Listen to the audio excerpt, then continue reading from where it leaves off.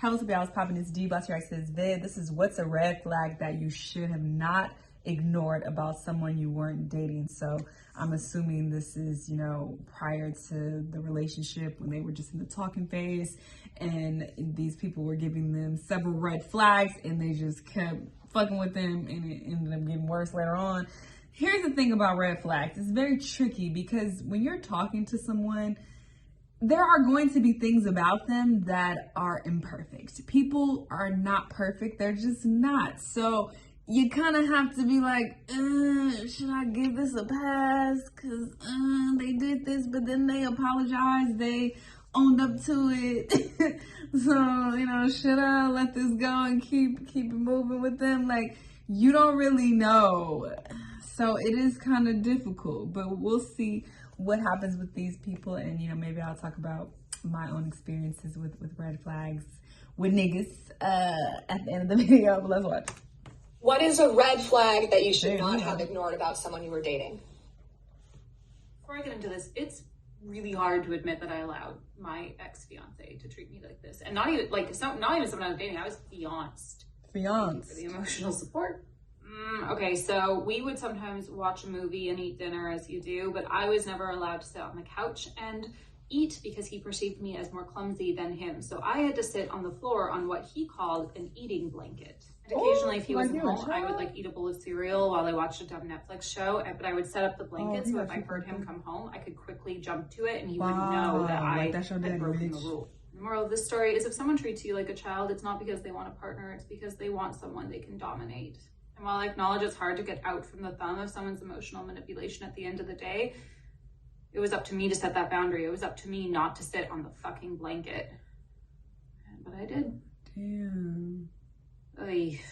What is a red flag that you should not have ignored about someone you were dating?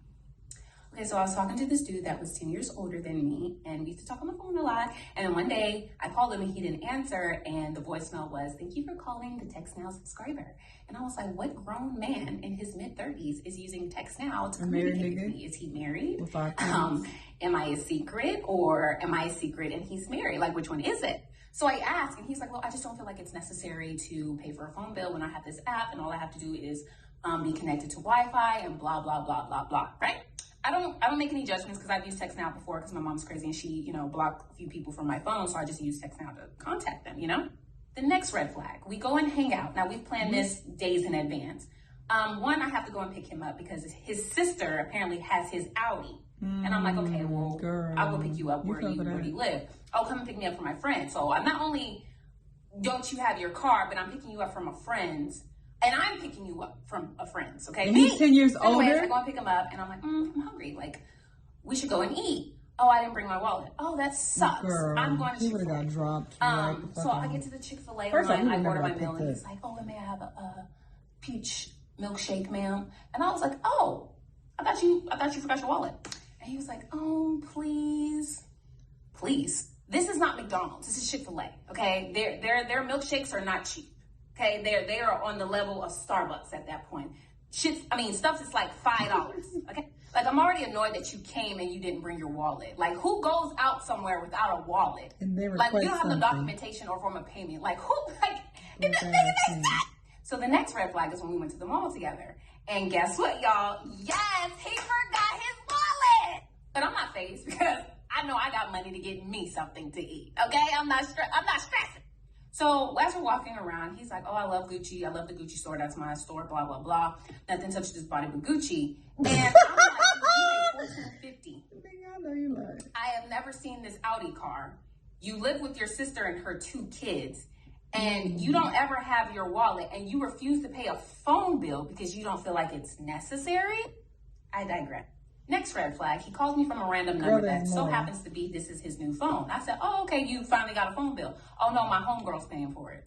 What? All right, at this point, let's you continue. What you get, so one day I asked him if he wanted to go to this thing with me, and his response was, yes, as long as you pay for my haircut, which is about $65 or so.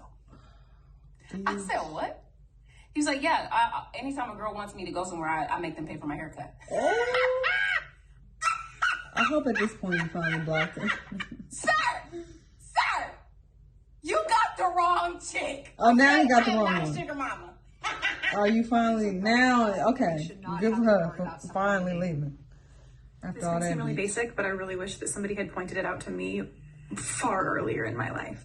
I would say the time that he said something incredibly hurtful, demeaning, and disrespectful that hurt my feelings in a big way. And I waited till the next day to talk to him about it calmly and affectionately and sweetly, let him know that he had hurt my feelings, and comments like that are hurtful. And I got yelled at and met with rage and told that I was too sensitive. All together now, that's gaslighting.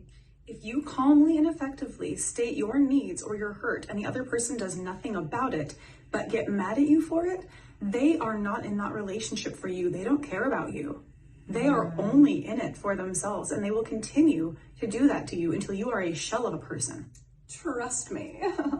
If you get in trouble for being a person, for having feelings and having needs, just run. Just run. Love you. What is a red that's flag a that you should huge not red have flag. ignored about someone you were dating?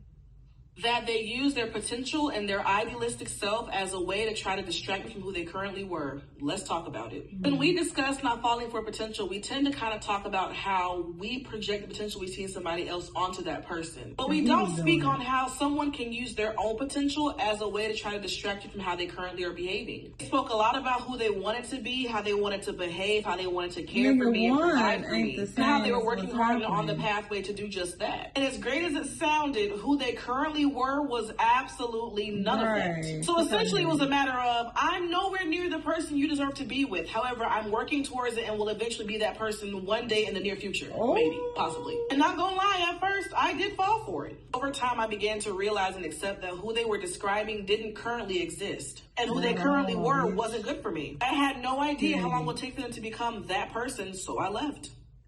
Good. Damn, that's kind of deep. So this is probably going to be longer than 60 I could seconds, see but that I'll do my being best. If you have a short easy attention to span, fall you have no for. more. So I'm hanging out with my Bitch, best friend, I and do. DM from this guy, and I look at his profile, and it turns out that they are No, I'm gonna have to head out. Check out with the basic. Girl, I'm gonna head out. I'm sorry, this video is now is now over. But this bitch is this woman, this lovely lady, is talking for 3 minutes, and that's what the fuck we're not about to do is listen to her getting played by some niggas for 3 minutes. Here's the thing. These were bad. These were terrible red flags, actually. I was talking about, little shit. Like, what? Niggas making you sit on the floor. A nigga talking about, oh, you gotta pay for my haircut, bitch, in order to go out with me. Like, this is real extreme shit. So these are obviously huge red flags. You should not look past. I don't care how much they apologize.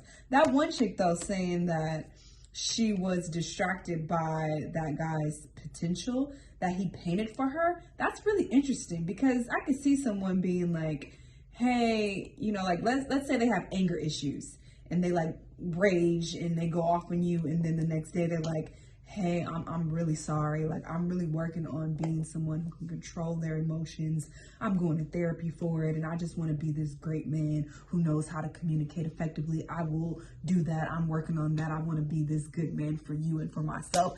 I could see somebody being like, okay, I could see someone being distracted by that. Not I, because nigga, you come at me sideways. Like, that's a huge, huge problem. If someone is like showing signs of anger. I remember I dated this guy many years ago, and he had huge anger issues, and I saw that in the very beginning, and I was just like, no, I don't like this.